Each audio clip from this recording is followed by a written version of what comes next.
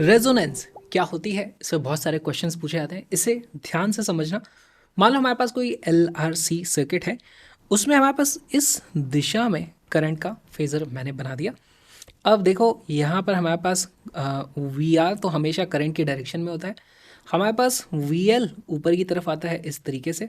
VL की value कितनी होती है, I × XL। हमारे पास नीचे की तरफ क्या होता है, VC, जिसकी वैल्यू होती है I × XC। इस तरीके से हमारे पास, और इन तीनों वेक्टर्स को अगर मैं ऐड करता हूँ तो मुझे रिजल्टेंट जो E की वैल्यू आती है वो मिलती है।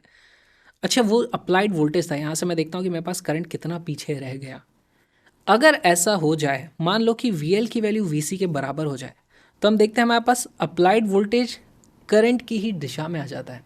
उन दोनों के बीच में फेज डिफरेंस की वैल्यू जीरो हो जाती है। एक स्पेशल कंडीशन बन जाती है और इसी को हम रेजोनेंस के नाम से जानते हैं। तो हमें देखो कंडीशन क्या मिलती है, if VL is equal to VC, इसका मतलब क्या हो जाएगा हमारे पास, XL is equal to XC। इसका मतलब हो जाएगा हमारे पास रेजोनेंस। ठीक, इसका मतलब हमारे पास पहली बात तो फाई की वैल्यू जीरो आ जाती है।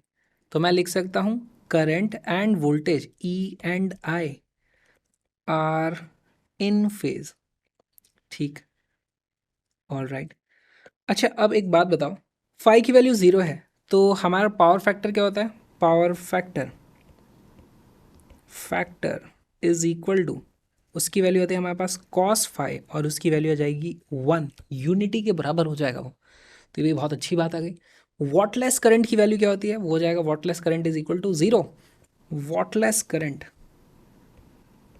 Current is equal to I sine phi, उसकी वैल्यू जीरो हो जाएगी। कोई फालतू का करंट हमारे पास नहीं होगा, इसीलिए रेजोनेंस अच्छी चीज़ है। अच्छा, एक बात बताओ, इसको मैं कंडीशन क्या लगाऊं कि मेरे पास ऐसा हो जाए। तो हमारे पास कंडीशन है XL is equal to XC।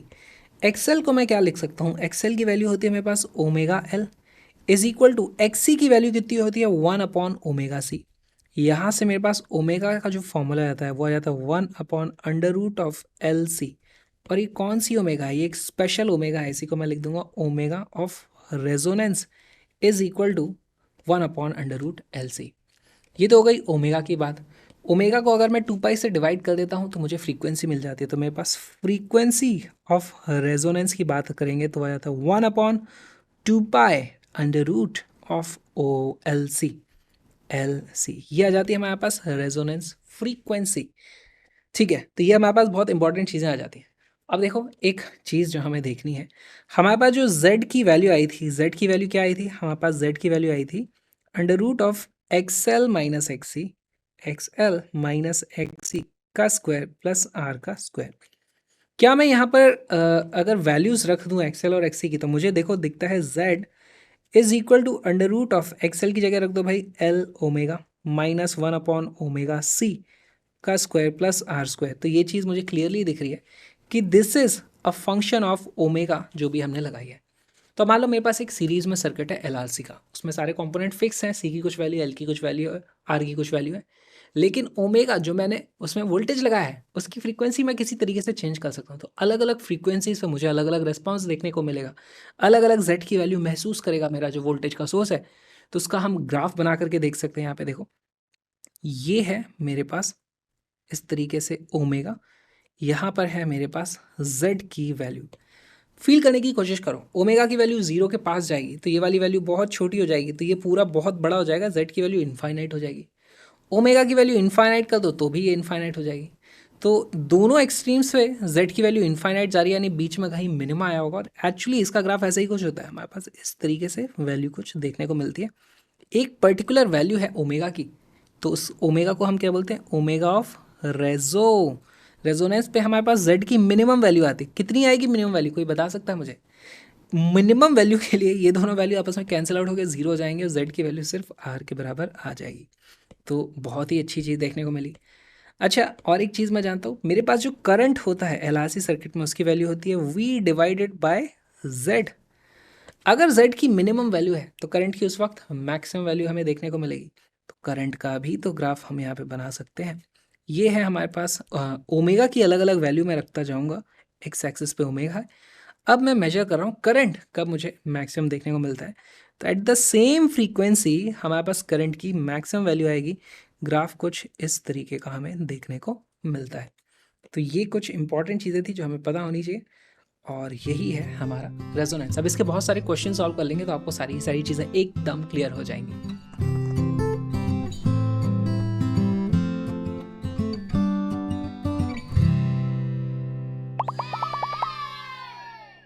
A series LCR circuit is designed to resonate at an angular frequency of omega naught is equal to इतने रेडियन पर second. The circuit draws 16 watt power from 120 volt source at resonance. The value of resistance R in the circuit is. तो अभी तक हमने जितने भी फॉर्मूले पढ़े हैं सबको यहाँ पे लगाओगे। एक्चुअली ये बहुत ही ज़्यादा सिंपल सा फॉर्मूला है।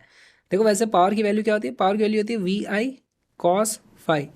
रेजोनेंस पे क्या होता है? रेजोनेंस पे हमारे पास फाई की वैल्यू तो जीरो हो जाती है, तो पावर फैक्टर की वैल्यू तो हमारे पास 1 हो जाती है। इसीलिए बहुत ही सिंपल सा ही सवाल है। वीडियो को पॉज करो है, सॉल्व करो इसे।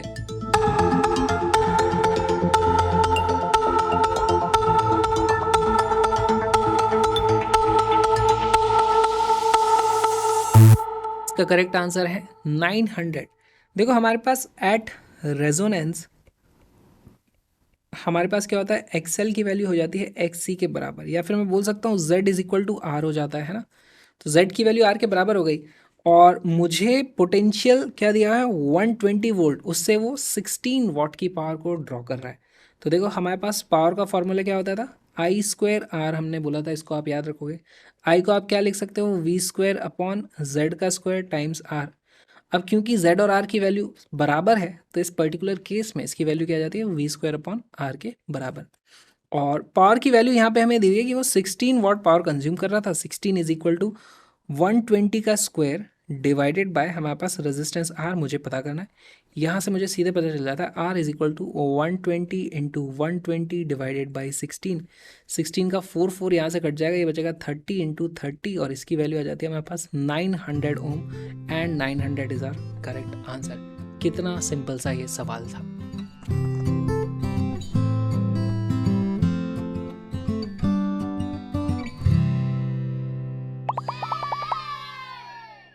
ये बहुत ही अच्छा सवाल है। In a series LCR circuit R is equal to 200 ohm and the voltage and the frequency of the main supply is 220 and 50 hertz respectively.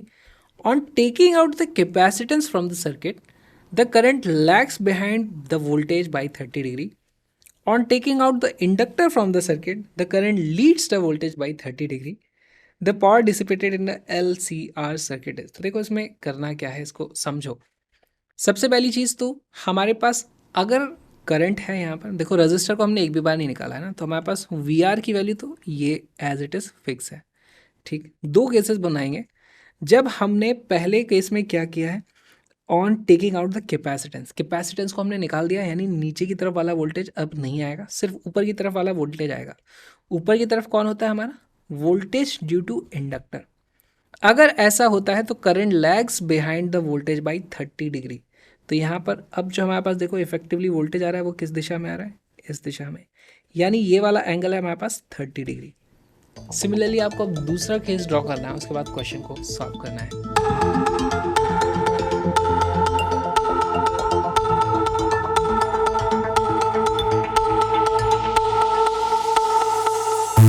इसका करेक्ट आंसर है D.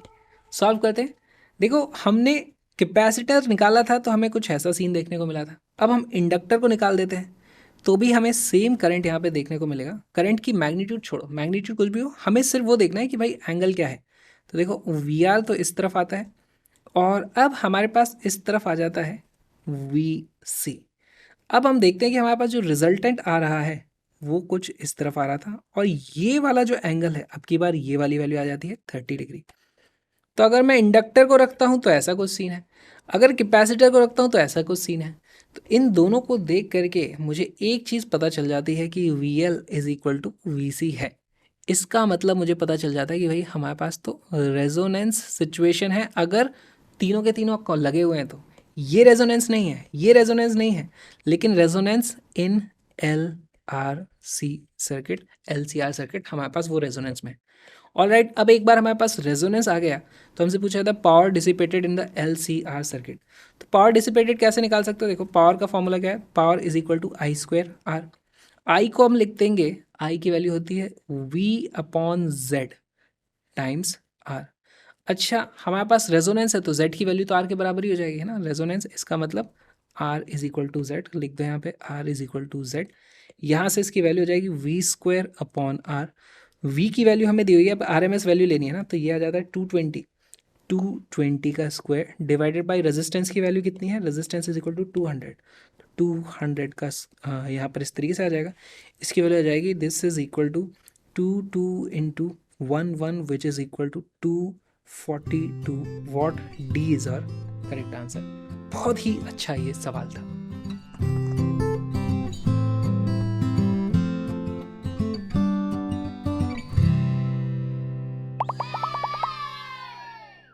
In the given circuit, the magnitude of VL and VC are twice that of VR. Given that frequency is इतना, the inductance of coil is K by pi millihenry, the value of K is। तो इसको आप किस तरीके से solve करोगे? तो देखो यहाँ पर सिर्फ मैग्नीट्यूड की अगर मैं बात करूँ, पहले तो मैं फेज़र बनाऊंगा। यहाँ पर हमेशा फेज़र बनाने के बारे में सोचो। अगर ये मेरे पास आई था तो मेरे पास VR की वैल्यू तो इसी तरफ आती है VR, और मुझको बोला है कि magnitude of VL and VC is twice that of VR। तो पहली बात तो VL ऊपर की तरफ बनता है, ये बना दो, इसका मैग्नीट्यूड कितना है 2 इंटू VR के बराबर। VC किस तरफ बनता है, VC हमारा नीचे बनता है, इसका मैग्नीट्यूड भी है 2 इंटू VR के बराबर। एक चीज़ यहाँ पे अब डायग्राम देखते ही मुझे पता चल गई कि if VL is equal to VC, इसका मतलब ये रेजोनेंस है, राइट। जैसे ही हमारे पास रेजोनेंस सिचुएशन आ गई तो अब आपको वीडियो को पॉज करना है, क्वेश्चन को सॉल्व करना है।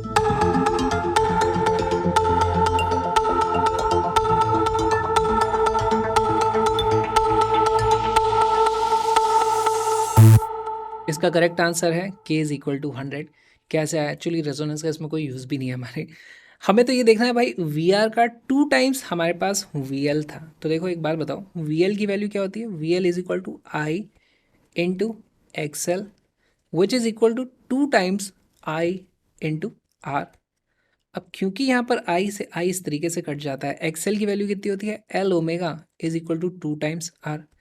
ओमेगा की वैल्यू मुझे दी हुई है, यहाँ से इंडक्टर की वैल्यू आ जाएगी, inductor is equal to 2 into resistor की वैल्यू कितनी दी हुई है, रजिस्टर मुझे यहाँ पर एक्चुअली डायग्राम में लिखा हुआ है 5 ओम, 2 इंटू 5 डिवाइडेड बाई ओमेगा। हमारे 50 हर्ट्स पे ओमेगा की वैल्यू कितनी होती है, वो हो जाती है 100 पाई। यहाँ पर आप देखोगे इसकी वैल्यू हो जाती है 1/10 पाई, है ना। तो यहाँ पे 1/10 पाई इस तरीके से वैल्यू आई है, लेकिन ये हेनरी में आई है तो इसी को मैं लिख दूंगा, दिस इज इक्वल टू 100/पाई टाइम्स मिली हेनरी। तो यहाँ पर K की जो वैल्यू आ जाती है वो आ जाती है हमारे पास 100, 100 इज आवर करेक्ट आंसर।